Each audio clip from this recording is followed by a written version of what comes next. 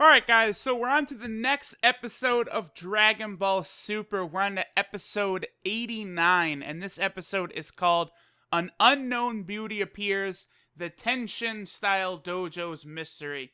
So this episode, I would say that this felt to me almost like a Naruto filler episode.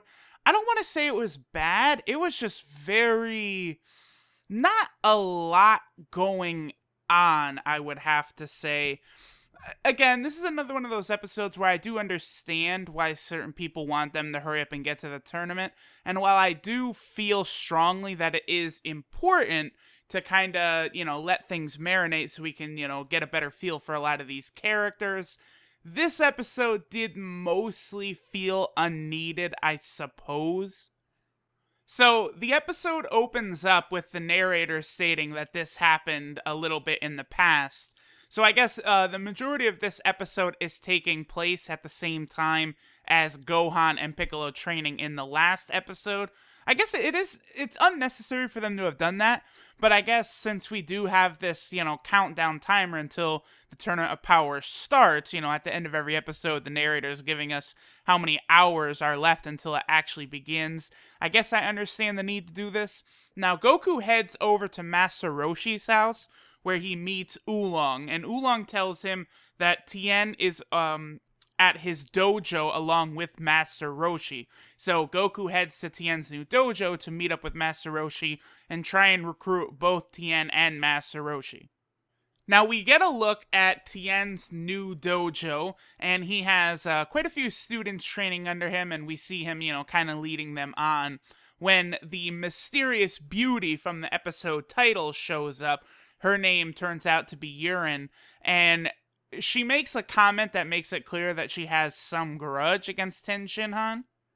And she actually approaches Ten Shinhan and Chaozu so that she can join, his dojo. But what follows is a lot of, buffoonery with Master Roshi and this girl. Roshi just perving on this girl nonstop is what a lot of, this episode is. Now, I do enjoy it. It is a nice throwback to Dragon Ball, but I guess I wanted more of Tien. He did kind of explain some things. We'll get to that in a second, but this had a lot to do with Master Roshi in this episode here, including a really odd thing that we'll get to. So Goku arrives to recruit Tien to the Tournament of Power, and Tien kind of explains some things about his dojo. He says that he had begun training in that town and people started to gather, and he couldn't turn them away and eventually creates his dojo. And it seems like he's quite happy. Then we cut to Master Roshi and this girl fucking around for a long time, with Master Roshi, trying to perv on her, and he gives her, an dojo outfit. Not quite as risque as, what happened with Lunch at the beginning of Dragon Ball, but similar type bullshit here.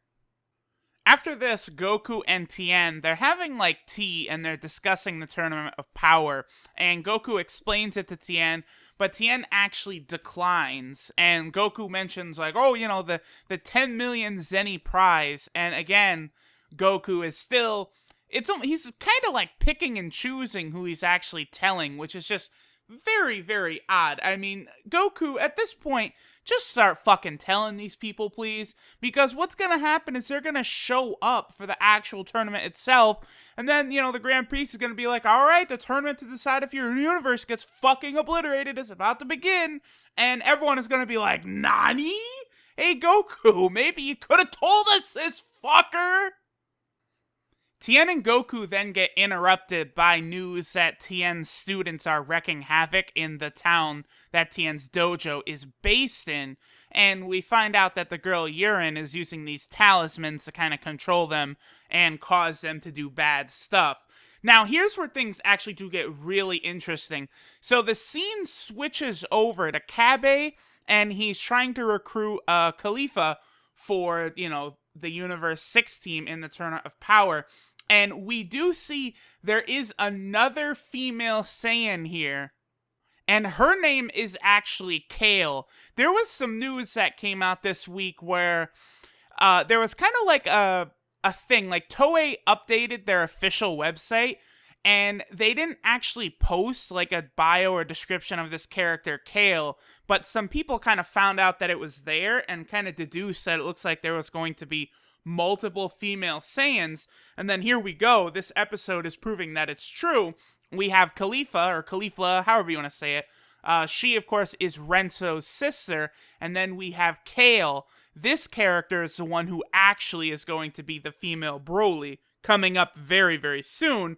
Although it's very clear that neither of these female Saiyans have the ability to go Super Saiyan yet.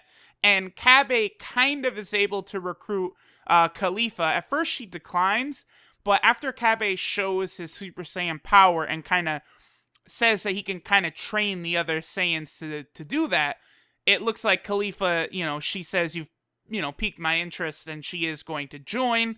And we can only assume that Kabe will also teach Kale. And so there's going to have, the Universe 6 team is going to have several Super Saiyans on it, which definitely will be interesting. Now it cuts back over to Goku, Tien, Master Roshi, and the gang.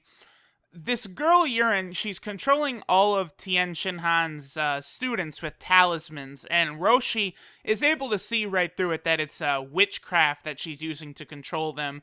And I did make this prediction before because it was pretty obvious, and it did turn out to be true, that this girl, Yurin, is someone who was at the Crane Hermit's Crane School a long time ago, and she has a grudge against Tien just because she was really young and Tien wouldn't fight her. Now, okay, here's one thing that's interesting. This girl appears to be, young. Like, I don't know, maybe like 20 or something like that. And, she's a good-looking girl. But it does lead me to think, like, okay, they show a scene of Tien Shinhan and Chaozu walking away in their Crane Hermit attire, which would have to place this around the second tournament. So let's just do some basic math. Okay, so from the second Dragon Ball tournament, there is, a 3-year gap until when Goku and Piccolo fight. I'm talking about Piccolo Jr., the one who's training Gohan now. So that's 3 years. Then we get another 5 to the start of Dragon Ball Z, okay? And so we're already at 8. Then we get another one until Nappa and them arrive. And then you could do another year until Trunks arrives. And then you could do 3 more years until the androids. And then 7 years until the Buu Saga. And then this is like 2 years after the Buu Saga, or maybe 3 years, somewhere around there. So all of a sudden, this girl's age, like the numbers are just racking up here. So even though this girl doesn't look it, she has to be in her low to mid 30s. She just has to be. So much time has passed since early Dragon Ball that they're not gonna just fucking fool me and say, oh, we got this 18-year-old girl here. Nah, B. It's been longer than fucking 20 years, basically, since the beginning of early Dragon Ball. I'm not falling for that shit. Now, Tien, Goku, and Chaozu go to start removing the talismans from Tien's students, and Master Roshi goes to handle Yurin. And, of course, the way it works out, Master Roshi is way stronger. This is just a normal girl. She doesn't have martial arts experience. But, she's attacking Roshi, and none of it works on him. And she falls down, and he sees her panties. And then she kicks him in the balls, and then uses that moment to put a talisman on Master Roshi. So, Master Roshi, who, by the way things go in this episode, is ridiculously powerful, just got sunned by a normal human. Awesome job, Master Roshi. I hope the sight of those panties was worth it, because it really fucked you up. Now, after this, Roshi and Tien start doing battle, and Roshi handles Tien easily, which is just so weird, because Tien should be significantly miles stronger than Master Roshi. Now, Tien does use his forearm technique, which had me so hyped. I was like, yo, yes! Yes, I love when Tien did that in Dragon Ball during his fight with Goku, and he's never really busted that out since. I was like, yes, I'd love for this to be like a card and Dokkan, all types of different things. But of course, Roshi just fucking blows Tien away with his... Oh, the name for the attack in Japanese is really hard to say. It's super long. But his, lightning flash surprise attack, Roshi uses that to kind of subdue Tien, and then fires a Kamehameha at him that will basically finish him off. But Goku jumps in and deflects it. And from here, Goku defeats Master Roshi quite easily, as we figured, he would.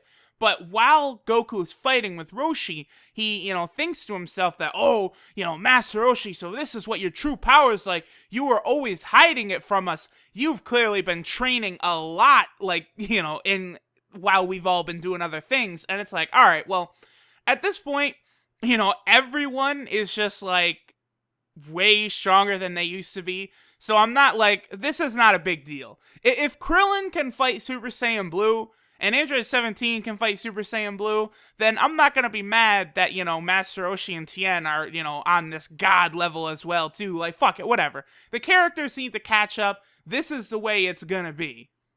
So at this point, Goku flies way up in the air, and he shoots a Kamehameha down at Master Roshi. Now, I would like to point out that in the Cell Games saga, Goku doing this had everyone, including Cell, oh my god, he's going to blow up the Earth. But, I mean, I don't know. I guess he was charging up all of his ki into that Kamehameha, the one he uses against Cell. Whereas this one, he's still base form. It's not ridiculously powerful. And Tien has Chaozu use his psychic powers to distract Yurin. So that way, Master Roshi, being controlled by his witchcraft, he's not able to do anything. He gets crushed by Goku's Kamehameha, which doesn't do damage to the town or the landscape or anything. And it is funny, the way Chaozu uses his psychic abilities to fuck with her, even though he could literally just freeze her, he was able to keep Goku from moving in Dragon Ball while Goku was fighting Tien. So Chaozu can stop the movements of very strong fighters. This girl is definitely not as strong as Goku was during his fight with Tien in Dragon Ball. But rather than just stop her movements, what Chaozu decides to do is lift her skirt up so that she gets distracted. Very, very odd.